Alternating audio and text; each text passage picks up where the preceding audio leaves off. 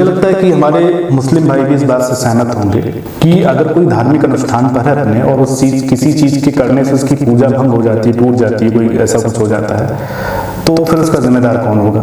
तो सलीम भाई को अपने ढाबे का नाम संगम ढाबा रखने की जरूरत क्यों पड़ी? क्या आपका मजहब या आपको इजाजत देता है कि आप अपने धंधा बढ़ाने के लिए आप दूसरे धर्म का सहारा लो? हिंदू का धर्म कुछ चुनिंदा मौकों पर ही जागता है, नवरात्रि के टाइम जागेगा, कांवड़ यात्रा के टाइम जागेगा, है ना। वहां जब मैं जाता हूँ तो वहां के जो अधिकतर सब्जी वाले हैं या फल वाले हैं वो ज्यादातर मुस्लिम से, तो मैं उनके यहाँ से लेता हूँ। मैं तो नहीं कहने जाता हूँ कि मुस्लिम है तो नहीं लूंगा। उत्तर प्रदेश, हमारा प्यारा उत्तर प्रदेश, कहने को तो नाम में उत्तर है, लेकिन आए दिन नए नए प्रश्न खड़े होते रहते हैं। अभी कुछ दिनों पहले प्राइमरी शिक्षकों के अटेंडेंस पर बवाल खड़ा हुआ था, वो मामला सुलझा। अब एक नया मुद्दा इस समय उत्तर प्रदेश में चर्चा का विषय बना हुआ है। पूरे देश में इस बात की चर्चा हो रही है। अभी कुछ दिनों पहले मुजफ्फरनगर की प्रशासन ने कांवड़ यात्रा को ध्यान में रखते हुए एक आदेश पारित किया कि कांवड़ यात्रा के रूट पर जो दुकानें होंगी उन दुकानदारों को अपना असली नाम जो है प्रदर्शित करना पड़ेगा। सभी दुकानें नहीं, जो खाने पीने की चीज़ें की दुकानें हैं उन सभी दुकानों को, उनके दुकानदारों को अपना जो है असली नाम लोगों के सामने रखना पड़ेगा। हालांकि अब ये आदेश पूरे उत्तर प्रदेश के लिए पारित हो गया है।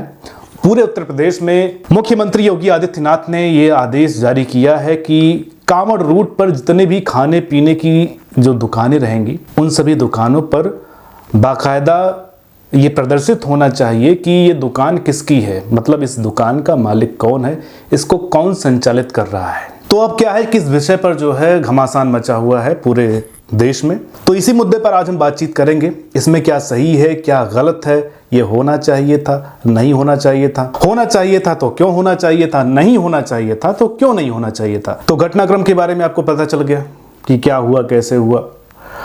अब बात आती है कि आखिर ज़रूरत क्या पड़ी इस चीज़ को करने की, क्योंकि कुछ लोग कह रहे हैं कि भाई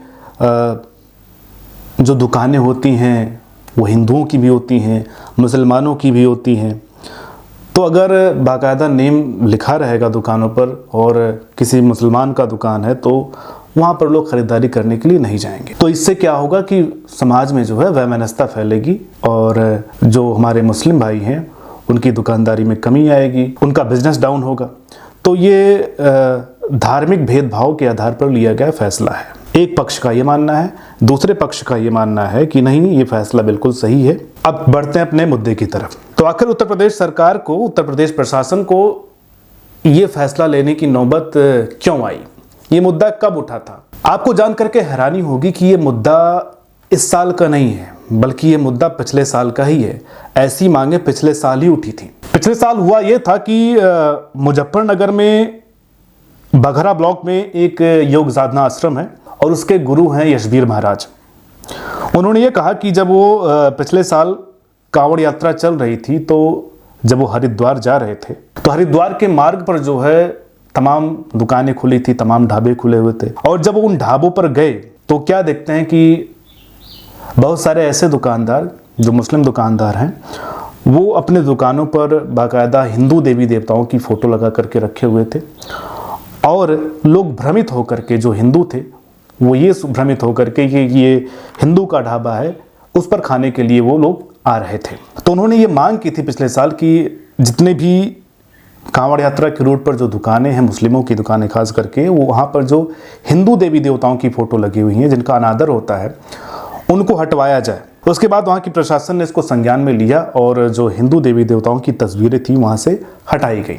इसके बाद जब फिर से कांवड़ यात्रा शुरू होनी हुई, जैसा कि आपको पता हो कि 22 तारीख यानी कल से ही सावन शुरू हो रहा है, तो इस बीच जो कांवड़ी होंगे, जो कांवड़ लेकर के जाएंगे, उस पूरे रूट पर जो दुकानें होंगी उन दुकानदारों को अपना जो है पहचान, अपना नाम अपनी दुकान पर लिखना होगा। अब यहाँ पर ध्यान देने वाली बात यह है कि सभी दुकानों पर नहीं। अगर आप भ्रमित हो रहे हैं, कुछ लोग ये कह करके कि इससे वैमनस्यता फैलेगी, तो नहीं, सभी दुकानों पर नहीं, सिर्फ खाने पीने की चीज़ों की दुकानों पर। देखिए, सबसे पहले मैं आपको बता दूं कि जो कांवड़ यात्री होते हैं, कांवड़ यात्रा जो होती है सही मायनों में, वैसे कांवड़ यात्रा आजकल बहुत लोग करते हैं। कुछ लोग कांवड़ यात्रा के जो नियम होते हैं उसको पूरी तरीके से फॉलो करते हैं, पूरे धार्मिक विधि विधान से उस चीज़ को फॉलो करते हैं। कुछ लोग ऐसे भी होते हैं जो मस्ती में जाते हैं, मतलब उनको कुछ उससे मतलब नहीं होता, बस झोला उठाए चल दिए। तो ऐसे झोला उठा करके जो चल देते हैं उनकी बात मैं नहीं कर रहा हूँ, ऐसे कांवड़ियों की मैं बात कर रहा हूँ जो वाकई में श्रद्धा से, भक्ति से, पूरे विधि विधान से कांवड़ यात्रा करते हैं।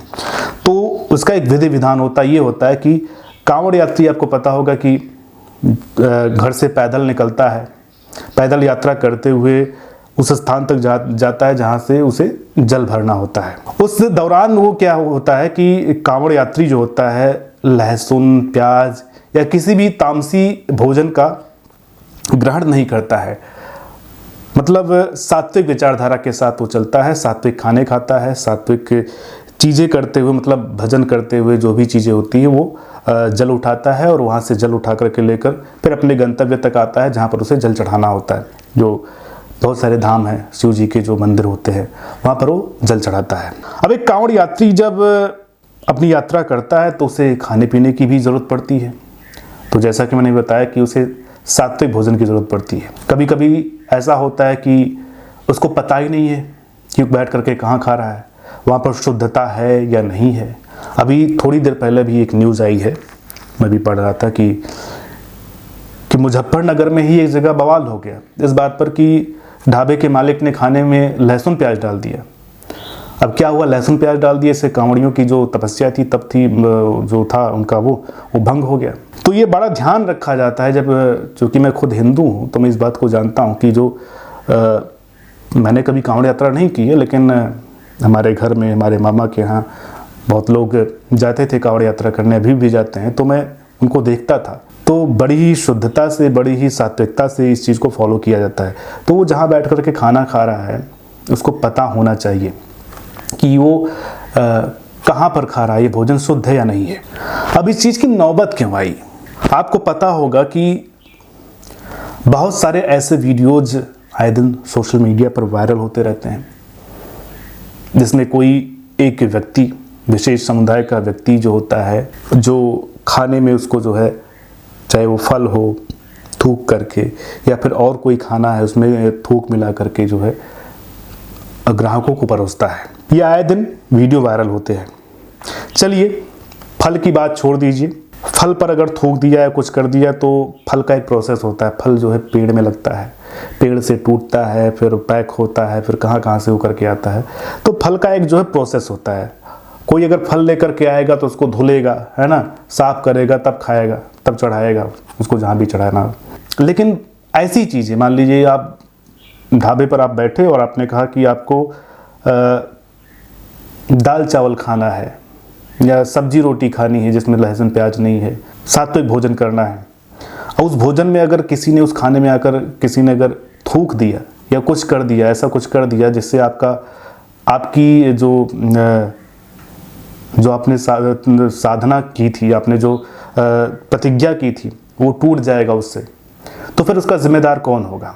बात इसीलिए यहाँ तक आई क्योंकि जब ऐसे कुछ वीडियोस वायरल हुए तो लोगों का विश्वास जो है वो उठता गया। तो उन्होंने ये कहा कि भाई, अगर हम जिस जगह पर खाते हैं हमको ये पता होना चाहिए। देखिए, आम दिनों की बात छोड़िए, आम दिनों से मतलब है कि कोई अनुष्ठान आपका ना हो, मतलब कांवड़ यात्रा नहीं है, नवरात्रि नहीं है, ऐसा कुछ अनुष्ठान अगर है तो उन दिनों की बात अलग होती है। आप जाते हैं किसी भी ढाबे पर बैठ करके आपने खाना खा लिया, कहीं से भी कुछ आपने ले लिया, तो वहाँ बहुत ज़्यादा वो नहीं रहता है। लेकिन बात तब ज़रूरी हो जाती है जब किसी आप धार्मिक अनुष्ठान में हों। अब मुझे लगता है कि हमारे मुस्लिम भाई भी इस बात से सहमत होंगे कि अगर कोई धार्मिक अनुष्ठान पर है अपने और किसी चीज़ के करने से उसकी पूजा भंग हो जाती है, टूट जाती है, कोई ऐसा कुछ हो जाता है, तो फिर उसका जिम्मेदार कौन होगा? तो इसकी नौबत इसलिए आई कि वो जहाँ पर जा रहा है उसको चुनने का मौका मिले कि कहाँ पर बैठकर वो खाएगा, कहाँ से खाने पीने की जो चीज़ें कहाँ से लेगा, उसको ये अधिकार होना चाहिए चुनने का, उसको ये सही जानकारी होनी चाहिए। खाने पीने की चीज़ों के लिए आप उसको भ्रमित नहीं कर सकते। इसके लिए एक बाकायदा, कुछ लोग कह रहे हैं कि असंवैधानिक नहीं है, इसके लिए बाकायदा कानून भी बना है। खाद्य सुरक्षा अधिनियम 2006 ये कहता है कि जो ब्रांड है, जो वस्तु है, जो खाने पीने की जो चीज़ है, उसका बाकायदा उसमें क्या क्या मिला हुआ है, क्या चीज़ें हैं, इसका बाकायदा ग्राहक को इसकी जानकारी रहनी चाहिए। ग्राहक को ये पता होना चाहिए। और दूसरी बात, ग्राहक को ये चुनने का अधिकार होना चाहिए कि वो कहाँ पर खा रहा है। अब दूसरी बात, भाई नाम छिपाने की नौबत क्यों आ रही है? कोई सलमान है, कोई शाहरुख है, कोई और मुस्लिम हमारे भाई हैं और अपना वो ढाबा चला रहे हैं, तो उन्होंने अपना नाम ना लिख करके, अभी आपको मैं एग्जांपल देता हूँ, कोई एक संगम ढाबा था मुजफ्फरनगर में, बाद में जब ये आदेश पारित हुआ तो संगम ढाबा वो बदल करके उसका नाम सलीम ढाबा रखा गया। तो सलीम भाई को अपने ढाबे का नाम संगम ढाबा रखने की जरूरत क्यों पड़ी? या सलमान भाई को अपने ढाबे का नाम लक्ष्मी ढाबा, सरस्वती ढाबा, गंगा ढाबा, राम ढाबा, श्याम ढाबा, मुरली ढाबा, मनोहर ढाबा, शिव ढाबा, शक्ति ढाबा ये रखने की नौबत क्यों आई? आप अपने सही नाम से अपनी दुकान क्यों नहीं चला रहे हैं? भाई जो आएगा, आम दिनों की बात मैं नहीं कर रहा हूँ, मैं फिर से कह दे रहा हूँ कि आम दिनों की बात मैं नहीं कर रहा हूँ, खास करके जब वो धार्मिक अनुष्ठान पर है किसी, है ना, तो वो अगर जाएगा तो अगर देखेगा श्री राम ढाबा, शक्ति ढाबा, शिव ढाबा, है ना, विष्णु ढाबा, तो उसको ये लगेगा कि ये दुकान किसी हिंदू की है और वहाँ पर बैठ कर को खाना खाएगा। ठीक है, खाना खा लिया, हो सकता है उस मुसलमान भाई ने भी शुद्धता से खाना बनाया हो, लेकिन अगर हमारे मुसलमान भाई शुद्धता से वो खाना बना रहे हैं, हमारे सलीम भाई, हमारे शाहरुख भाई, हमारे सलमान भाई, अगर वो शुद्धता से खाना बना रहे हैं, तो फिर अपना नाम छुपाने की नौबत क्यों आ रही है? आपके ऊपर ये कोई आरोप नहीं लगा रहा है कि आप थूक मिलाते होंगे या कुछ करते होंगे, लेकिन ये नौबत क्यों आ रही है? आप अपने असली नाम से चलाइए ढाबा, चूँकि ज़्यादातर सेकुलर जो होते हैं हमारे हिंदू भाई ही होते हैं, हिंदुओं में ही ज़्यादातर सेकुलरिज्म होता है। अगर कोई हिंदू भाई जा रहा है कांवड़ यात्रा लेकर के, लिखा है सलीम ढाबा, उसको लगेगा कि नहीं हमारे मुसलमान भाई की दुकान है और मुझे यहाँ बैठकर खाना चाहिए, तो खाएगा। लेकिन उसको चुनने का अधिकार, उसको जानने का अधिकार तो होना चाहिए ना। ये कौन कहता है? ये खाद्य सुरक्षा अधिनियम कहता है। सभी दुकानों पर ये लागू नहीं हो रहा है कि टायर की दुकान है या फिर और किसी चीज़ की दुकान है ना, वहाँ पर नहीं, सिर्फ वहीं पर जहाँ पर खाने पीने की चीज़ें, खास करके वो चीज़ें जो अनपैक्ड हैं, ढाबों में जो मिलती हैं बनी बनाई चीज़ें, मतलब तुरंत का खाना परोस दिया गया, उन पर जो है उनके लिए ये व्यवस्था की गई है। मैं बात यही कर रहा था कि नौबत क्यों आई। आप असली नाम से चलाइए, और अगर हिंदू भाई चाहेंगे जो जा रहे हैं कांवड़ यात्रा करने, उनको लगेगा कि हमको यहाँ पर खाना चाहिए, लेकिन भ्रमित होकर के नहीं ना, उनको अंधेरे में क्यों रखा जाए? क्या आपका मजहब या आपको इजाज़त देता है कि आप अपने धंधा बढ़ाने के लिए आप दूसरे धर्म का सहारा लो? तमाम चीज़ें होती हैं, तमाम फतवे जारी होते हैं, है ना, कि गैर मुस्लिमों का त्यौहार नहीं मनाना है, गैर मुस्लिमों के धार्मिक स्थल पर नहीं जाना है, गैर मुस्लिमों से ये नहीं करना है।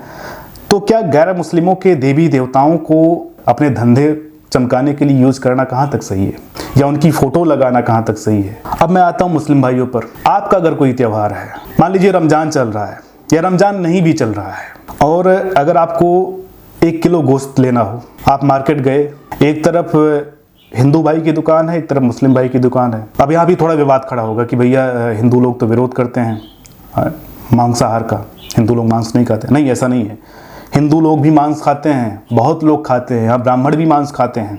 मुद्दा यहाँ पर ये नहीं है कि कौन खाता है। आप मार्केट में गए, मार्केट में 2 दुकानें हैं गोश्त की, मीट की, एक तरफ एक हिंदू भाई की दुकान है, एक मुस्लिम भाई की दुकान है, तो आप कहाँ गोश्त लेने कहाँ जाओगे? आप 100% जाओगे मुस्लिम भाई की दुकान पर जाओगे। क्यों जाओगे? उसका एक रीज़न होता है, बहुत लोगों को नहीं पता है, मैं बता देता हूँ। मीट में, गोश्त में 2 चीज़ें होती हैं, एक होता है हलाल, एक होता है झटका। हलाल ये होता है कि जब किसी जानवर को मारा जाता है तो उसकी गर्दन को जो है आराम आराम से ऐसे रेता जाता है। ये मुस्लिम भाई जानते होंगे, चाहे मुर्गा हो चाहे बकरी हो, है ना, जब जानवर को मारा जाता है तो उसको धीरे धीरे धीरे धीरे उसका गला रेत दिया जाता है, ये होता है हलाल। तो जितने भी मुस्लिम होते हैं वो हलाल मीट ही खाते हैं, वो झटका नहीं। झटका क्या होता है कि किसी जानवर को मारना तो एक झटके में उठा करके उसको मार दिया जाए, ये होता है झटका। तो हिंदू क्या करते हैं, वो झटके से काटते हैं, इसी वजह से उनके लिए वो हराम है। हलाल जो होता है उनके लिए, है ना, वही सही होता है, ये खाने का एक मानक होता है। अब हलाल पर बात आ गई है तो एक चीज़ मैं आपको और बता दूं, जो लोग कहते हैं कि खाने पीने की चीज़ें जो होती हैं उस पर कोई धर्म नहीं होता है खाने पीने की चीज़ों का। हलाल बाकायदा एक सर्टिफिकेट होता है जो पैक्ड वस्तुएं आती हैं, जैसे हमारे यहाँ जो FSSAI जो होता है वो खाने पीने की चीज़ों का ये सर्टिफिकेट जारी करता है कि कितनी शुद्ध हैं, कब तक रखी जाएंगी, कब तक नहीं रखी जाएंगी। लेकिन एक इंटरनेशनल सर्टिफिकेशन है हलाल का, जो ज़्यादातर मुस्लिम देश होते हैं वहाँ पर ये एक वहाँ पर जो वस्तुएं बनती हैं खाने पीने की, उनका एक हलाल सर्टिफिकेशन होता है। अब हलाल सर्टिफिकेशन का मतलब यहाँ पर ये होता है कि वो जो वस्तु बनी है वो मुस्लिमों को ध्यान में रख करके बनी हुई है। मतलब उसमें ऐसी कोई चीज़, ऐसा कोई इंग्रेडिएंट नहीं मिलाया गया है जिससे मुस्लिमों का धर्म भ्रष्ट हो जाए। जैसे सूअर का मांस हराम है, इस्लाम में नहीं खाया जाता है। शराब जो है, अल्कोहल जो है हराम है, इस्लाम में नहीं पिया जाता है।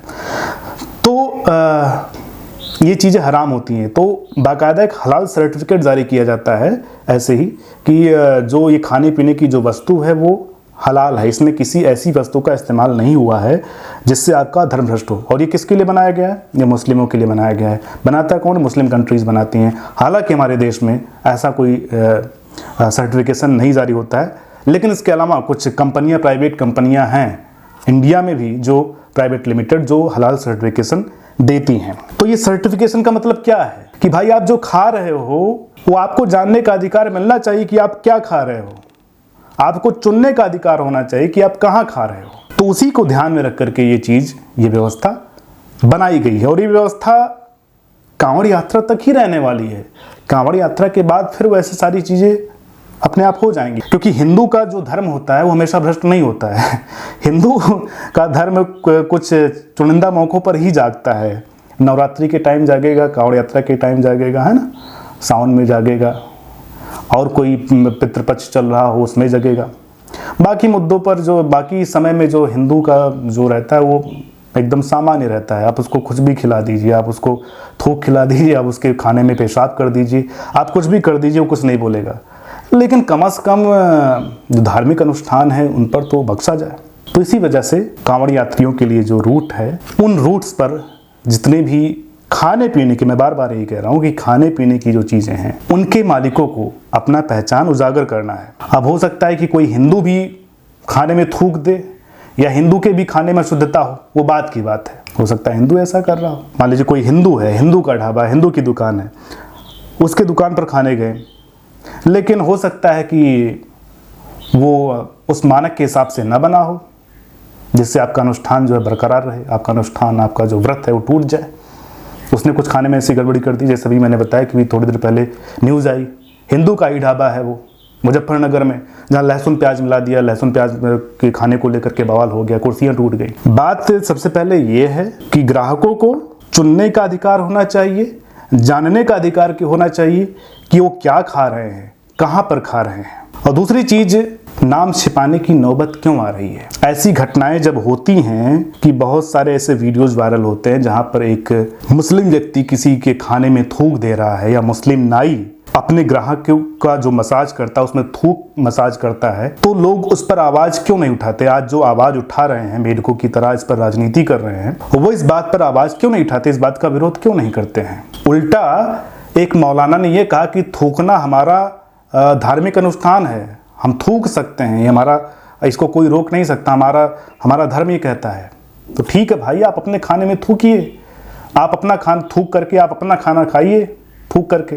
आप दूसरे को के ऊपर क्यों ये लाद रहे हैं कि आपका थूका हुआ खाना कोई हिंदू खाएगा। मान लीजिए खाता ही है, आपका थूका हुआ खाना खाएगा, जैसा कि सोनू सूद ने कहा कि अगर मुझे कोई थूकी हुई रोटी दे देगा तो मैं खा लूंगा। ठीक है, तो आप थूक दीजिए, लेकिन उसको पता तो होना चाहिए ना कि इसके खाने में थूका गया है या नहीं थूका गया है। अगर आपने कहा कि मैंने थूका है, फिर भी वो खाने के लिए तैयार है, कोई आपत्ति नहीं कर रहा है, तो ठीक है, उसको खाने दीजिए। सोनू सूद जैसे लोग जो खाने के लिए बोल रहे हैं। मैं हिंदू हूं और मैं किसी धार्मिक अनुष्ठान पर हूं और मैं नहीं चाहता हूं कि मैं आपका थूका हुआ खाना खाऊंगा, तो आप मुझे अपना थूका हुआ खाना खाने के लिए बाध्य नहीं कर सकते हैं ना। आप खाइए थूका हुआ खाना, आप अपने परिवार को खिलाइए, आप खुद खाइए। तो चुनने का अधिकार होना चाहिए, ये जानने का अधिकार होना चाहिए कहां पर वो खा रहे हैं। तीसरी बात, ये सिर्फ जो आदेश हुआ है खाने पीने की चीजों की दुकानों पर ही लागू हुआ है। चौथी बात, ये चीज़ें सिर्फ और सिर्फ कांवड़ यात्रा के लिए ही हुआ है, कांवड़ यात्रा के रूट पर ही हुआ है।